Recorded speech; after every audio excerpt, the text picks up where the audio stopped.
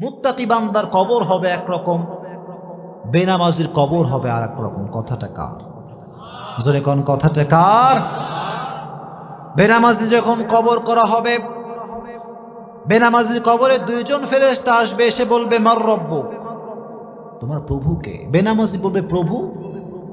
রব মানে তো আমি বুঝি না, আল্লাহ কারে কয় আমি তো জানি না, কারণ আজীবন সে রবের সামনে সিজদা করে নাই। চিল্লা এখন ঠিক কিনা? মাজার পূজারী যে হবে সেও কিন্তু আল্লাহর সামনে উত্তর দিতে পারবে না। চিল্লা এখন ঠিক কিনা?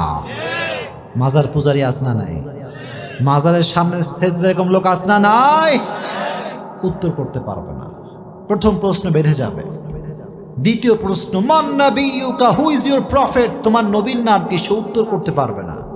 তৃতীয় প্রশ্ন ওমা দীনুক, তোমার ধর্মের নাম কি? সে উত্তর করতে পারবে না। আল্লাহ বলবেন ওর কবরটাকে আগুন দিয়ে জ্বালিয়ে দাও, কবরটাকে ছারখার করে দাও আগুন দিয়ে।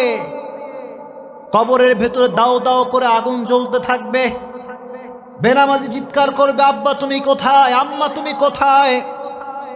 দুনিয়ার জমিনে বিপদে পড়লে আব্বা বাঁচিয়েছে, আম্মা বাঁচিয়েছে, কিন্তু কবরে কি কেউ বাঁচাতে পারবে?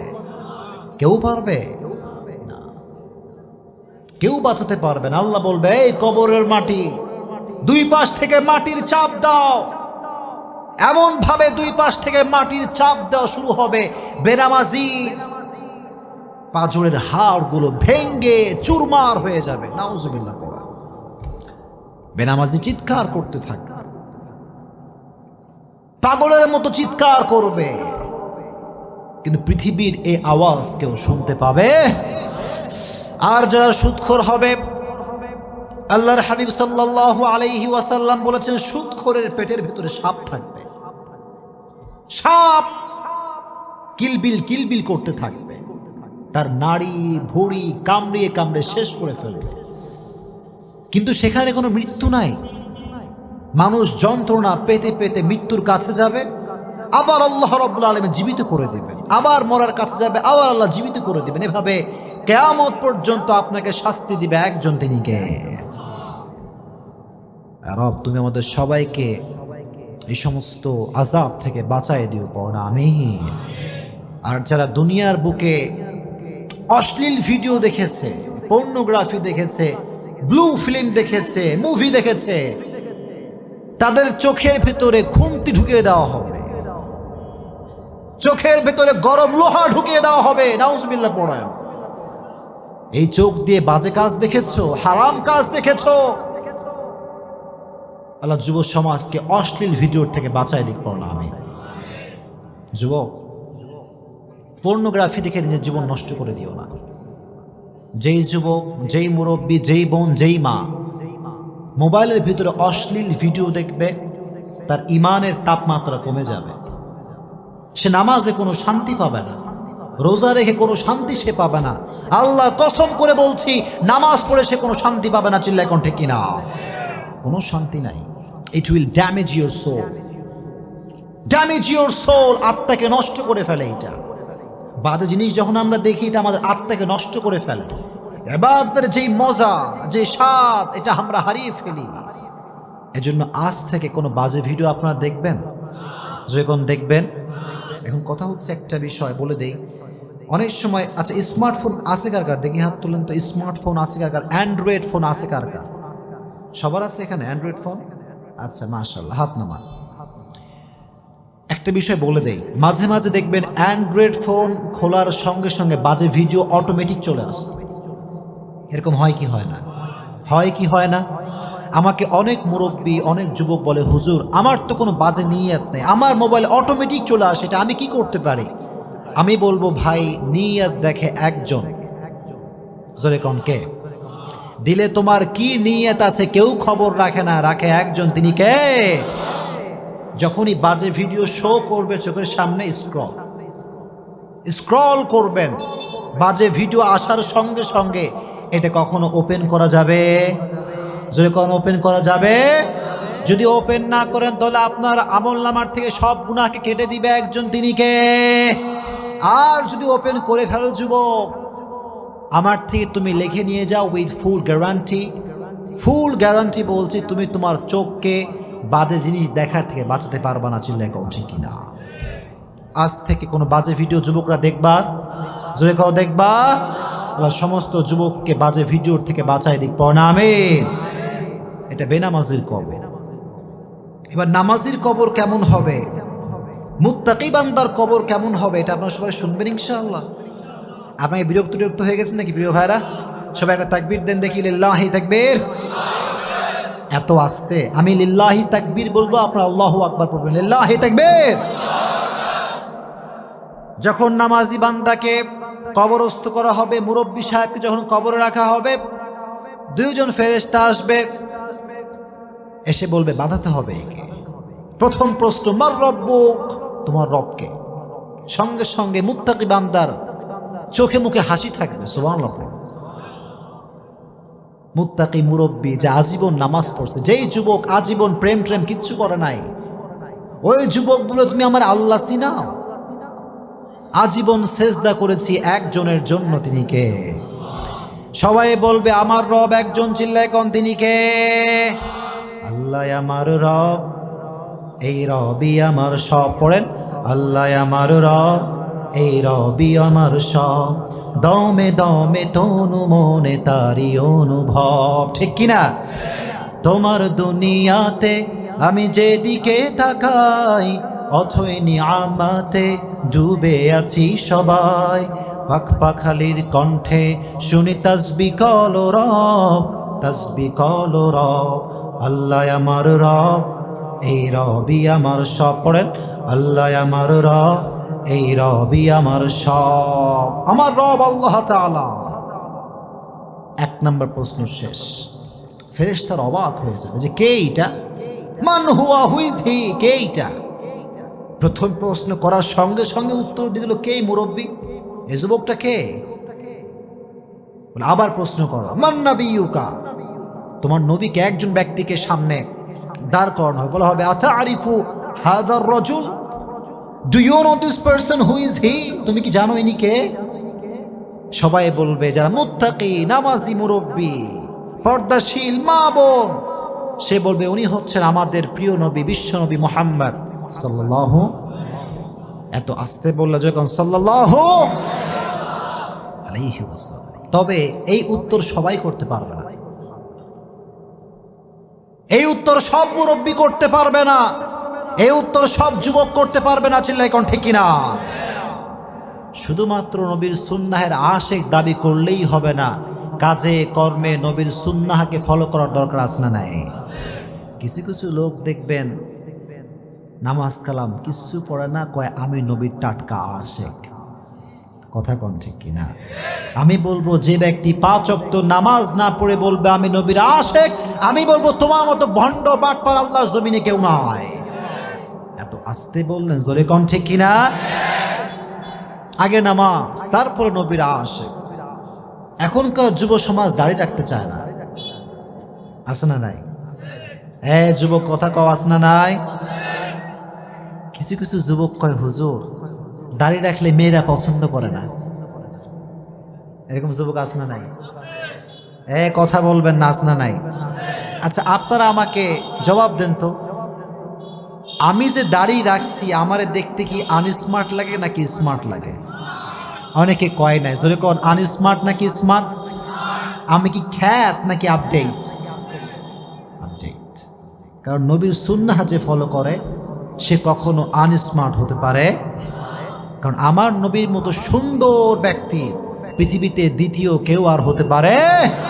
চাঁদের চেয়ে সুন্দর তুমি, নবী আমার কামলিহি ওয়ালা, দো জাহানের বাদশাহ তুমি, প্যারা নবী সাল্লি আলা, দো জাহানের বাদশাহ তুমি, প্যারা নবী সাল্লি আলা, চাঁদের চেয়ে সুন্দর তুমি, নবী আমার কামলিহি ওয়ালা। সুবহানাল্লাহ পড়েন। এখন আপনারা জোরে করে বলবেন যদি কথা বুঝেন, আমার নবীর দাড়ি ছিল কি ছিল না? পেছনের ভাইরা কথা কন, ছিল কি ছিল না? আমার নবী কি আনস্মার্ট নাকি স্মার্ট? আনস্মার্ট নাকি smart? He was the most smart personality in the world, as a father, as a teacher, as a lawyer, as a commander, as a husband, as a last messenger. Muhammad is the superman of the world. Subhanallah. বাবা হিসেবে, নেতা হিসেবে, সমাজ সংস্কারক হিসেবে গোটা বিশ্বের জন্য আমার নবীকে সুপারম্যান করে পাঠিয়েছে একজন, তিনি কে? হি ওয়াজ দ্য সুপারম্যান। এজন্য যুবক, তুমি অলওয়েজ মনে রাখবা, দাড়ি রেখে তোমাকে যদি কোনো মেয়ে পছন্দ না করে, আমি বলবো যুবক, ওই মেয়ে তোমার বউ হওয়ার যোগ্যতা রাখে না। দাড়ি রেখে তোমাকে যেই মেয়ে পছন্দ করতে চায় না, আল্লাহর কসম ওই মেয়ে তোমার পরিবারের সদস্য হওয়ার যোগ্যতা রাখে না। 100%। এজন্য সেই মেয়েকে বিয়ে করবা যেই মেয়ে ইসলামকে ভালোবাসে। পারবা তো ইনশাআল্লাহ? যুবকরা জোরে কয় ইনশাআল্লাহ। আর যুবকদেরকে আমি বলি, যুবক, দাড়ি রাখবা, একটা উপকার তুমি পাবা, দাড়ি রাখার পরে কে আপন কে পর তুমি একদিনে সব বুঝে যাবে। এটা সত্য কথা। আর দাড়ি রেখে তোমাকে সেই মেয়েই পছন্দ করবে যেই মেয়ে প্রকৃতপক্ষের দিনদার। আর দাড়ি রাখলে তোমার থেকে সেই মেয়ে দূরে যাবে যে ইসলামকে ভালোবাসে না। চিল্লাই কাউ ঠিক কিনা? যুবকরা সবাই দাড়ি রাখবা তো ইনশাআল্লাহ? রেজ ইউর হ্যান্ড, বলো হুজুর আজ থেকে আমি দাড়ি আর কাটবো না। এই যে হাত সবাই নাড়বেন, দাড়ি আর কাটবো না। আল্লাহ সবাইকে তৌফিক দান করুক, পড়া আমিন। দাড়ি রাখলে কেউ আনস্মার্ট হতে পারে না, এটা কি তোমরা বিশ্বাস করো? বিশ্বাস করো না এটা তোমরা? আনস্মার্ট হতে পারে কেউ দাড়ি রেখে? হতে পারো। আচ্ছা, যে যুবকরা কয় যে হুজুর দাড়ি রাখলে মেয়েরা পছন্দ করবে না, বিয়ে করবে না, কি আমাদের হুজুরদের বিয়েটি হয় না? কথায় কয় না, হয় কি হয় না? খবর নিয়ে দেখো, তোমার চাইতে হুজুরের বউ অনেক বেশি সুন্দর। কথা কন ঠিক কিনা? দাড়ি রাখলে সুন্দর মেয়ে দিবে একজন, চিল্লায় কন তিনি কে? আমার নবী যে বিশ্বনবী মুহাম্মদ। এটার উত্তর সেই ব্যক্তি করতে পারবে যেই মুখে, যার মুখে আছে দাড়ি। এজন্য আজ থেকে সবাই দাড়ি রাখবেন তো ইনশাআল্লাহ। তবে মুরব্বী হয়ে দাড়ি রাখলেই কিন্তু চলবে না, যুবক বয়স দাড়ি রাখলে সব আছে না নাই? এটাই আসল পরীক্ষার সময়। যুবক বয়স যার ভালো, তার আজীবন ভালো। চিল্লায় কোন ঠিক কিনা? দ্বিতীয় প্রশ্ন, তোমার নবীকে আতারিফু হাযার রাজুল, তুমি কি ওই ব্যক্তিকে চেনো? আমরা বলবো তিনি তো অন্য কোনো ব্যক্তি নন, তিনি হচ্ছেন আমাদের নবী, বিশ্ব নবী মুহাম্মদ সাল্লাল্লাহু আলাইহি ওয়াসাল্লাম। 2 নাম্বার প্রশ্ন শেষ। বাট 3 নাম্বার প্রশ্ন, ওয়ামা দীনুক, হোয়াট ইজ ইউর রিলিজিয়ন? তোমার ধর্মের নাম কি? আপনারা কোন দিকে ধর্মের নাম কি? জোরে কোন ধর্মের নাম কি? ইসলামকে ধর্ম হিসেবে পেয়ে আমরা খুশি না বেজার? জোরে কোন খুশি না বেজার?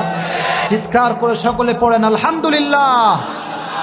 আর মুসলমান ঘরের সন্তান যে হবে, আল্লাহর কসম 31st নাইট সে পালন করতে পারবে না। মুসলমান ঘরের সন্তান যে হবে, সুদ ঘুষ সে খেতে পারবে না। চিল্লাই কোন ঠিক কিনা? এজন্য মুসলমান ঘরের সন্তান যদি সুদ খায়, বুঝতে হবে সে নামে মুসলমান, কাজে কখনো সে মুসলমান হতে পারে না। এটা কি আপনারা সবাই বিশ্বাস করেন? আমার একটা প্রোগ্রাম ছিল মনে হয় মালুম ঘাটে, কতদিন আগে, গত নভেম্বর মাসে মনে, তাই না? মালুম ঘাটে। ওখানে আমি বলেছিলাম, সুদের টাকায় আপনি বাড়ি করতে পারেন, গাড়ি করতে পারেন, সব আপনি করতে পারবেন, কিন্তু সুখ আপনি কোথাও খুঁজে পাবেন না। আপনারা কি বিশ্বাস করেন এই কথা? ডুপ্লেক্স, ট্রিপ্লেক্স বাসা হতে পারে, টাইলসের বাসা হতে পারে, প্রিমিয়াম গাড়ি হতে পারে, এক্সিও গাড়ি হতে পারে, BMW হতে পারে, কিন্তু খবর নিয়ে দেখেন ওই ডুপ্লেক্স ট্রিপ্লেক্স বাসার মালিক কিন্তু ঘুমের ট্যাবলেট ছাড়া ঘুমাতে পারে না। ঘুমের ট্যাবলেট দরকার। যে রিক্সা চালক, টাকা নাই, পয়সা নাই, বিশাল বড় গাড়ি বাড়ি নাই, কিন্তু রিক্সা চালক যখন ঘুমায়, টায়ার পাংচার হলে যেই শব্দ হয় তার চাইতে বেশি শব্দ তার নাকের টানে হয়, কারণ শান্তি আছে, শান্তি আছে। He has lot of piece of mind. মনের শান্তি দরকার আছে না নাই? আর যার ডুপ্লেক্স ট্রিপ্লেক্স বাসা, খবর নিয়ে দেখেন 10 জনের টাকা মাইরা এই বাসা করা হয়েছে। আল্লাহ যেন সুদ ঘুষ মানুষের টাকা মারার থেকে আমাদেরকে বাঁচায় দিক, জোরে কোন আমিন। এজন্য যুবক, ইনকাম যদি করতে চাও টু দা হালাল ওয়ে করবা। যুবকরা সবাই পারবা তো ইনশাআল্লাহ? ওমা দীনুক, তোমার ধর্মের নাম কি? জোরে কোন ধর্মের নামটা কি? কিয়ামতের কঠিন ময়দানে হিন্দু ধর্ম আল্লাহর কাছে গ্রহণযোগ্য হবে, খ্রিস্টান ধর্ম হবে, বৌদ্ধ ধর্ম হবে। ইন্না দীনা ইনদাল্লাহিল ইসলাম। In the day of judgment, there is only one religion will be acceptable to your Lord, which is Islam. কিয়ামতের ময়দানে একটা ধর্ম আল্লাহর কাছে গ্রহণযোগ্য হবে, ধর্মের নামটা কি? এই জন্য বাঁচি আর মরি আজীবন ইসলামের পক্ষে কথা বলেই মরবো ইনশাআল্লাহ। আপনারা কি ভয়টয় পান নাকি? ভয়টয় পান? শোনেন, ইসলামের জন্য মরতে পারলে শহীদ, আর বেঁচে থাকলে আপনি গাজী হিসেবে বেঁচে থাকবেন। কথা কোন ঠিক কিনা? মরলেও লাভ, বাঁচলেও লাভ। সুবহানাল্লাহ পড়েন।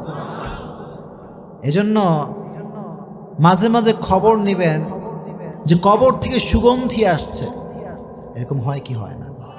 জোরে কোন হয় কি হয় না? মুআয ইবনে জাবাল রাদিয়াল্লাহু তাআলা আনহুর কবর, মাওলানা তারিক জামিল পাকিস্তানের একজন বিশাল বড় স্কলার। আমি শুনে অবাক হয়ে গেলাম। উনি একবার একটা বয়ানে বললেন যে আমি 2015 সালে গিয়েছিলাম সেই মুআয ইবনে জাবাল রাদিয়াল্লাহু তাআলা আনহুর কবরে। আগেই অগ্রিম পড়েন সুবহানাল্লাহ। কবরের সামনে যখন গেছি তো দেখলাম কবরের উপরে গিলাফ দেওয়া আছে, চাদর দেওয়া আছে, চাদর। মাওলানা তারিক জামিল বললেন, যখন আমি কবরের পাশে দাঁড়ালাম পুরো এলাকাটা সুগন্ধিযুক্ত হয়ে আছে। সুবহানাল্লাহ। এলাকাটা সুগন্ধিযুক্ত এলাকা, আতরের সেন্ট ফেল, আতরের সুগন্ধি কি এর চাইতে বেশি সুগন্ধি কবর থেকে আসে। সুবহানাল্লাহ। যেহেতু পাকিস্তানের মানুষ, উনি বললেন क्या ये চাদর সে আ রহা হ্যায়, এটা কি চাদর থেকে আসছে? এলাকার সমস্ত মানুষ বললেন, হুজুর যতদিন থেকে আমরা এলাকায় আছি ততদিন পর্যন্ত আমরা প্রত্যেকটা দিন এই কবর থেকে সুঘ্রাণ পাই। সুবহানাল্লাহ। আহা, কি অসাধারণ একটা বিষয়। উনি বললেন, তাই তো, তাহলে চাদরটা একটু হটানো, চাদরে আমি একটু সুঘ্রাণ নেব। উনি দেখলেন চাদরে কোনো সুঘ্রাণ নাই, সব সুঘ্রাণ মুআয ইবনে জাবাল রাদিয়াল্লাহু তাআলা আনহুর কবর থেকে আসছে। কোন সুবহানাল্লাহ। उन्हीं बोला मैं ताज्जुब हो गया, ये कैसी बात है। 1400 साल पहले कब्र दिया गया शख्स, उसकी कब्र से आज भी बू आ रहा है। सुबहानाल्लाह पढ़े। এজন্য আল্লাহর পথে যে চলে, আল্লাহর ইসলামের কথা যে বলে, তার কবরটাকে সুঘ্রাণ করে দিবে একজন, তিনি কে? জোরে কোন কে? আর যে ব্যক্তি ইসলামের বিপক্ষে কথা বলবে তার কবরটা আযাব আর জাহান্নাম দ্বারা ভরপুর হয়ে যাবে। চিল্লাই কোন ঠিক কিনা? এজন্য বাঁচেন আর মরেন ইসলামের পক্ষে থাকবেন তো ইনশাআল্লাহ। বাধা আসলে ভয়টয় পাবেন নাকি? ভয়টয় পাবেন? ভয় পাওয়ার কোনো দরকার নাই। বাংলাদেশ কিন্তু মুসলমানদের দেশ। এটা মিথ্যা না সত্যি? জোরে কোন মিথ্যা না সত্যি? বরং একথা তো স্পষ্ট প্রমাণিত যে বাংলাদেশে 92% মুসলমানরা বসবাস করে। কথা কোন ঠিক কিনা? বাংলার মাটিতে হিন্দু থাকবে, খ্রিস্টান থাকবে, বৌদ্ধ থাকবে, ডাজন্ট ম্যাটার, কোনো সমস্যা নেই, ডোন্ট কেয়ার অ্যাবাউট ইট।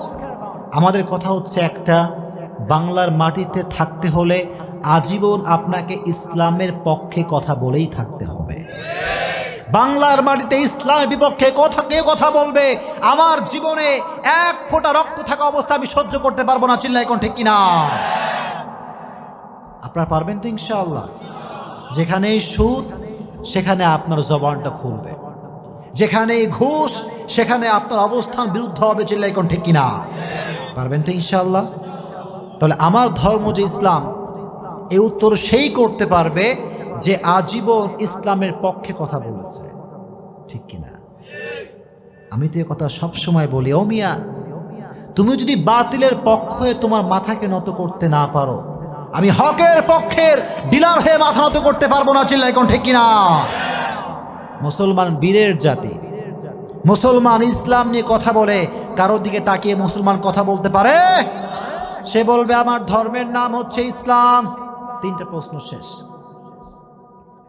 এবার ফেরেশতা বলবে কি ব্যাপার, কি ব্যাপার, তিনটা প্রশ্নে উত্তর করতে পারলো।